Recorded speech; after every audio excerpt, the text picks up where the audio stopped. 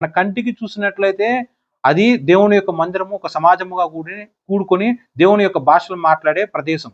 కానీ ఆత్మీయానుసారంగా చూస్తే పరలోక సైన్య సమూహము నీకు తోడుగా ఉండి, దేవుని యొక్క దూతలు నిత్య స్తుతి ఆరాధన చెల్లిస్తూ నీ మీద శత్రువు నిన్ను అంటకుండా తాకకుండా నీకు అడ్డుగోడగా నిలబడి ఈ పక్షాన ఉంటారు.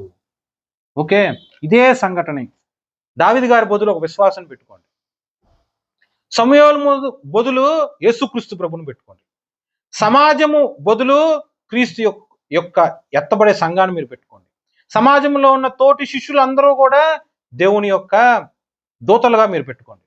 సౌలు బదులు అపవాదిని మీరు పెట్టుకోండి. ఒకసారి అన్ని మీరు ఆలోచన చేసుకోండి. ఎత్తబడే సంఘంలో దేవుడి యొక్క సంఘ కాపురి యొక్క బాధ్యతలోనికి, ఆయన యొక్క పర్యవేక్షణలోనికి ఒక విశ్వాసిగా గనక నువ్వు చేర్చబడినట్లయితే అపవాది నీ మీద ఎన్ని రకాలుగా గుంపులుగా ఎన్నిసార్లు ఎలా వచ్చినా సరే నిన్ను ముట్టుకుంటానికి కూడా దేవుడు ఆ యొక్క అపవాదికి పర్మిషన్ ఇవ్వడు. కారణం ఏంటి? నువ్వు దేవుడి యొక్క ప్రత్యక్షతలో నివసించి ఉన్నావు, నిలిచి ఉన్నావు. దేవుని యొక్క ప్రసన్నతలో నువ్వు నిలిచి ఉన్నావు. ఎవరు నిన్ను ముట్టగలరు? ఎవరు నీకు హాని చేయగలరు? ఎవరు నీ ప్రాణాన్ని తీయగలరు?